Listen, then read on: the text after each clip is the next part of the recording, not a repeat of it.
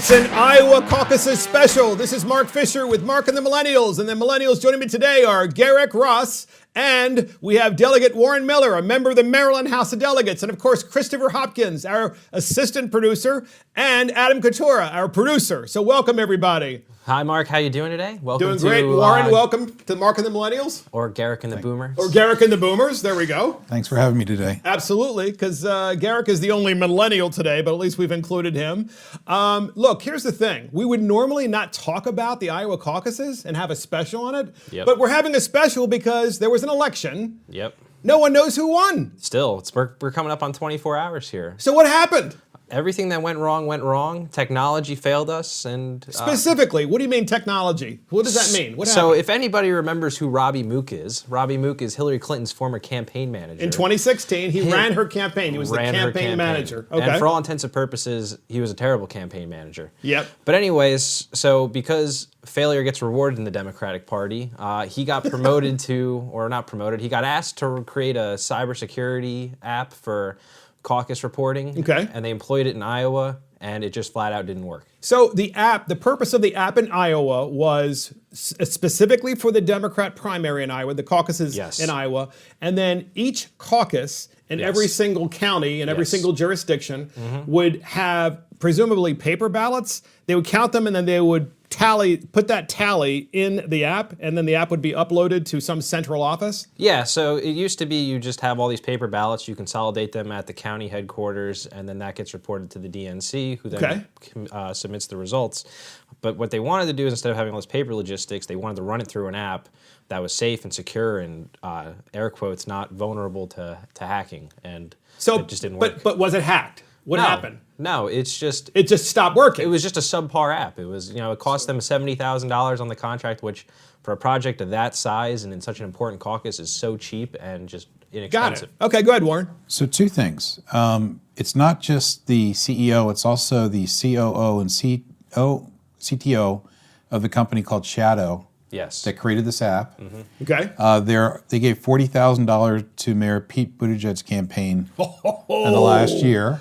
Oh, no. They're all former Hillary staffers. Yes. And the other thing to understand here is the Democrat Party changed the requirements for an Iowa caucus. How so? In the old days, you would go as a caucus goer, and I assume this is what happened on the Republican side last night. Clearly, it did not happen on the Democrat side.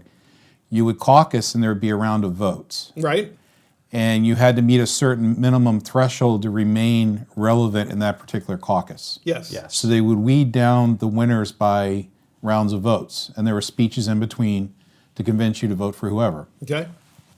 This year, with a large number of candidates, the Democrats decided to change their criteria, and instead of those votes being reported to the counties and being tabulated, they went from several votes to 3 votes. They went to a pre-vote, a vote, and then a separate vote for delegates. Yes. And somewhere in this app, because there was a 15% threshold as a floor, somewhere in this app, it didn't tabulate correctly. Okay.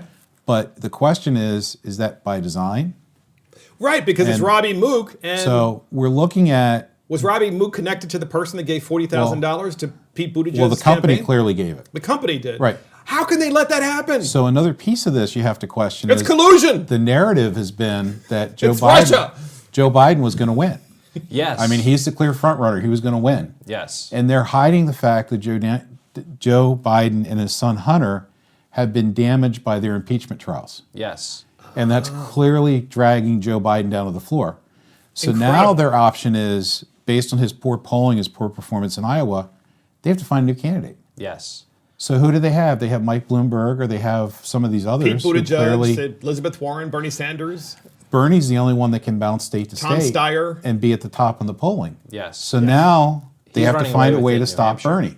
Yes. So why do they want to stop Bernie? Why does the Democrat Party want to stop Bernie? And is this app part of the plan to stop Bernie? They think he has an electability issue, and there's a lot in the mainstream Democratic Party who thinks that he won't translate well in a general election, sort of like a 72 version of George McGovern running today in 2020. But I think a lot of the problem here is, Well, you mentioned it that there's collusion and things like that. I think it's funny that of the people who are claiming that this is rigged, the Russians did Joe it. Biden's campaign actually came out and was accusing the DNC of rigging it against them and things, which to me just didn't make sense, because if, heaven forbid, this is a repeat of 16, the only person who this is being rigged for is not Hillary Clinton. It was rigged for her back then, but it'll be Biden now over Bernie. But let me ask you something. So let's just say you're a candidate or you're working for one of the candidates, and this has happened, which it has. Clearly, no one knows who's won. And here's the problem. There's opportunity, and has been for the last, 24 hours, to do what? To cheat. Right. Things, ballots can get lost. People can change their minds, so voting can continue to be going on. I mean, so the Iowa Democrats have made the Iowa caucus irrelevant for this election. Yes. Why? And so because of the results. Nobody knows who won, and nobody will ever know who won. And the thing is Iowa isn't so much as it's important for the delegate count. It's really great for establishing momentum to take into Super Tuesday, which got pushed up a lot this year. And so what they're basically doing is denying Bernie Sanders the opportunity to come out and claim major victory and then take it to the press and kind of continue to build the momentum behind his campaign. But the problem they're going to have is Bernie's probably going to win New Hampshire. Yes. Handedly. He'll lose South Carolina to someone. It may no longer be Joe Biden. Tom Steyer is actually a very serious contender down there. He's over 15% in all the polls. But then Bernie goes into Nevada, which is a very big union state. Yes. And he stands an excellent chance of winning Nevada. Mm-hmm. Absolutely. And in the last couple of weeks, Joe Biden's fundraising numbers have dropped off significantly. Oh, no. They don't I did not know that. it. Bernie's are through the roof. Yes. So Bernie is starting to become the front runner by virtue of fundraising. And these other second-tier candidates, the Buttigieg's, the Klobuchar, I'm butchering these names. Klobuchar. But she looks like some a of butcher. those, with the exception of Steyer and Bloomberg, their end is near. Yes. When they get to South Carolina and Nevada, they're going to be They're done. on their last legs, no money. And Bernie's got the vacuum cleaner out. So this reminds me of what happened in Iowa, or what's happening in Iowa. This reminds me of the Bush v. Gore race in Florida, kind of, sorta. And I'm waiting for Gore to show up in Iowa with all of his attorneys saying, we need to keep counting. Let's see how many votes we can count until we finally get the result that we want. They are performing and doing exactly what they say the Republicans did in 2016, the 2016 election, as well as in the election with George Bush v. Gore. Go ahead. And Biden's threatening a lawsuit.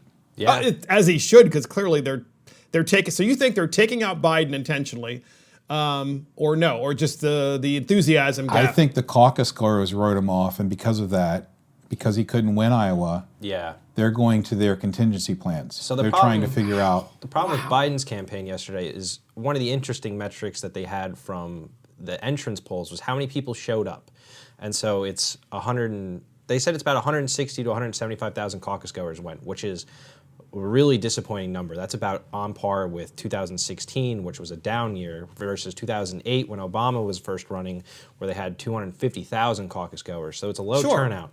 And what that's going to do is benefit a lot of people with high enthusiasm, which would be the Bernie Sanders crowd. So Bernie Sanders is got all these people who are so excited to come out and caucus for him.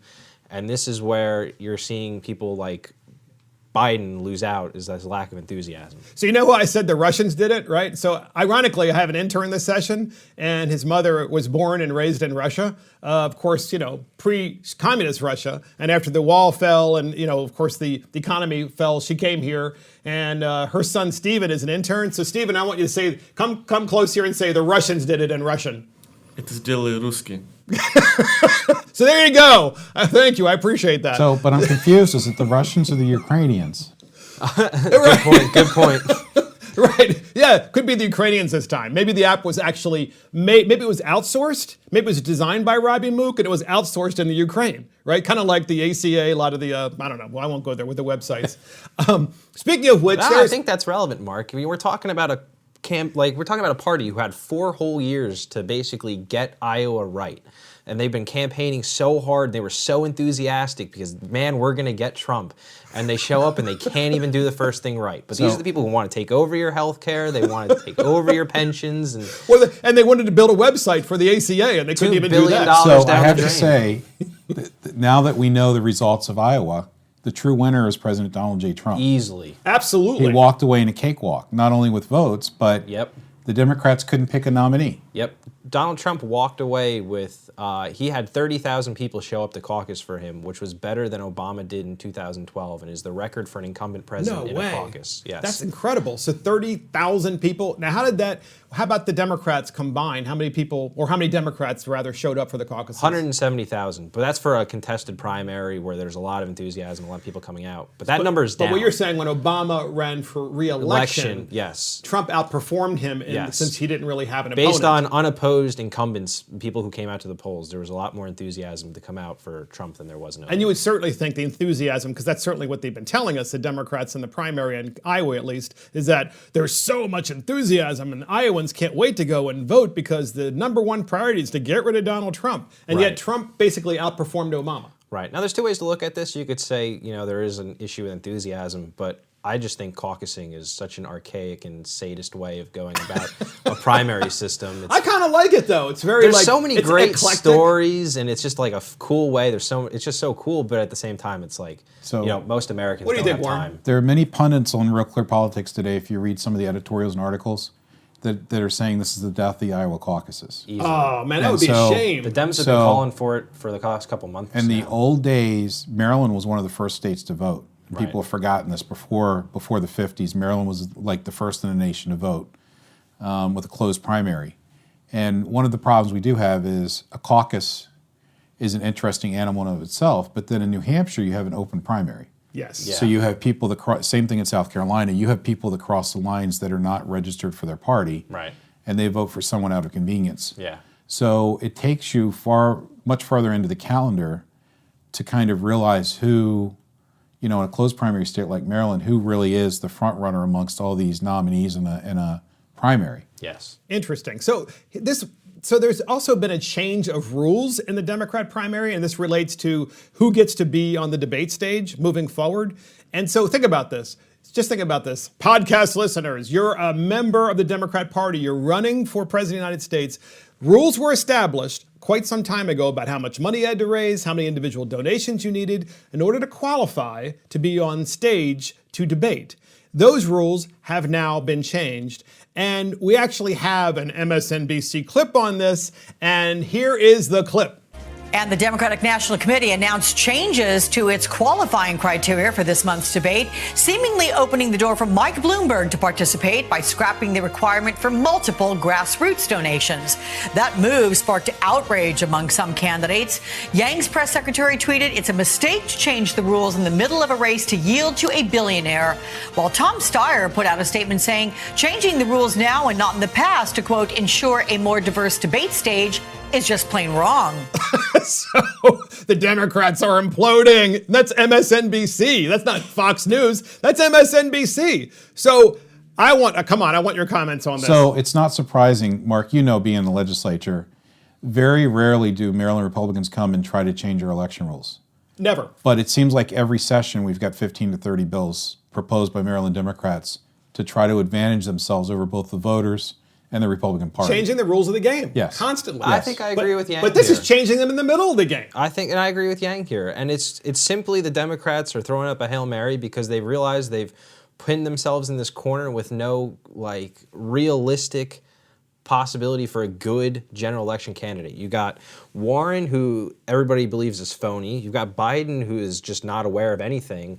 Bernie Sanders, who is a socialist, an avid communist, and I can't even think of the fourth person. They're that irrelevant. Buttigieg, yeah, it's Buttigieg. Yeah, Buttigieg. And of course, a mayor with no experience. Well, yeah, a mayor with no experience, but isn't it also funny that every single person who was running in the caucuses, they all came out and said they won. Thank you. Yeah, now on to New Hampshire. Right. I won. Yeah. Right. So what's next? I mean, is it really true that the Democrat Party, they've changed the rules for Michael Bloomberg because he's the only guy that they think who can go to the finish line since they don't think Biden can? So he can self-fund himself to get there. But is he, other than the money part, is he viable? I mean, come on. I think any Democrat is going to get slaughtered this year by the president. He's going to get reelected based Why on is the that? Well, based on the economy. I mean, look at where we are compared to where we were under 8 years under President Obama. Clearly, this is night and day. When President Obama could have had a recovery, he didn't. He was hard at work disabling Americans' economic engine. And the thing I look forward to is the night before the New Hampshire primary, our president will be in New Hampshire having a rally. Yep. And I'm sure it'll do the same thing in New Hampshire that it did in Iowa. No doubt. So what do you think about that, Garrick? I agree. I think that Trump will probably walk through in a landslide. I think they want Bloomberg because they want some kind of moderate, or at the very least, they're going to try and parlay this into kind of what you saw happen in Virginia, where Bloomberg just threw his money at everybody down the ballot and hopes to flip some kind of local races, or at the very least try and flip the Senate. But I mean, all Trump has to say is look, you're saying I'm a billionaire. Donald Trump, I'm a billionaire. But you've got Michael Bloomberg and Tom Steyer and an all-white Democrat force left who are running in the primary. I mean, how is that diversity? It's not diversity, and you're also talking about how billionaires are the bad people in the United States of America, and yet you've got two billionaires. Yeah. 2 billionaires. But they're billionaires who believe in the right thing, Mark. There's the kicker. They're on our side. And I just want to take issue with one The big thing. Gulp billionaire. Michael Bloomberg is not a moderate. No. He does not have a moderate record as mayor. Agreed. He created all these anti-gun groups. Absolutely. He's the worst kind of liberal. I'm from New Jersey, so I'm very familiar with the What work exit? of Bloomberg. 82, by the way. 82 and 6 on the turnpike, in case anybody cared. But, I remember when Michael Bloomberg did something as silly as banning the Big Gulp in New York. But if you think about what that represents on a personal freedom scale, that's about as authoritarian as it gets. Absolutely. Telling you what you can and can't drink. First, I've been making the joke. First, it's your Big Gulp. Next, it's your guns. He literally said, and I think it was Lagarde, she's former head of the IMF. He said to her, 6 months ago or so, he said, this is Bloomberg, he said, and we're going to talk about this in a regular podcast tomorrow, but he said that basically, you should tax the poor. That way they have less money to be able to, buy bad things that they put inside their bodies or cigarettes, or he literally said that. I mean, this guy he's authoritarian, and he really literally thinks he's the chief of the nanny state. So I just want to remind you guys, he funds the Bloomberg School of Medicine at Johns Hopkins University. Yeah. And a lot of bad ideas we have to fight in the Maryland General Assembly and also have to be fought at the federal level are Mike Bloomberg funded in this Hopkins Institute. What did he do? $1 billion donation to everybody? He did $1 billion donation to the Johns Hopkins Fund, so every kid who goes there has. Well, he only has $47 billion left, so yeah, there you go. And this is his vanity project for this next billion, running for president. Exactly. So what's next in New Hampshire? Just real briefly, what's going to happen in New Hampshire? We don't know what happened in Iowa, so what do you think's going to happen? I think you'll see a Bernie Warren 1-2. I think New Hampshire historically. So that's what you think will happen. What do you want to see happen? Just what do for I want fun. to see? For fun. I want to see an organized, well-executed primary to give me some faith that the Democrats have a modicum of grasp on reality. So Warren, what do you think is going to happen in New Hampshire? So just looking real quick, the Real Clear Politics average of polls has Bernie Sanders at 26.4, Biden at 17.8, Warren at 14.6. So right now, Bernie Sanders is up 8. And I would have to say, coming out of Iowa, Biden's going to drop. He's going to get 4 to 6 points of momentum. So I think it's Sanders in a landslide. Oh my gosh, that's incredible! But I think there's something else you got to take into account. I want to see him. By the way, I want to see Sanders go all the way. I think go this all would the be way? This would be the epic battle, right? A billionaire versus a socialist. And that would even include, actually, that's even true in the Democrat primary, right? Yeah. You've got Michael Bloomberg, who's just authoritarian, versus a socialist, and then I think it'll be interesting, though, because if Sanders does become the nominee, you're going to see a very interesting conversation for a lot of those self-described independents. Who do you vote for? Do you vote for the avid communist? Or do you just have to kind of put up with people who might not like Trump? Now, there's a significant part of the population who just doesn't like the way he talks and the way he acts. But you've got to ask yourself, 4 more years of Trump under a good economy, or do you bite the bullet and choose the new thing to get rid of Trump and deal with the communists? But I can see the commercial now. I can see the commercial. Trump running a commercial because his opponent in the general election is Bernie Sanders, and then it's, hey, here's Bernie Sanders. He went to the Soviet Union for his honeymoon because that was the best place to possibly go. There was an intel dump that was done part of, I think Hillary Clinton released her opposition research on Bernie Sanders, and one of the things that was in it was when he first won his Senate race, the KGB, or whatever the equivalent was in the 90s, actually reached out to his campaign and said, "Congrats on your victory." Well, that's the last word for Mark and the Millennials. This is Mark Fisher. Thank you to Garrick Ross, our millennial, and Delegate Warren Miller. Also want to thank our producer, Adam Coutura, and our assistant producer, Christopher Hopkins. Check us out on iTunes, YouTube, Facebook, and our website. See you next time.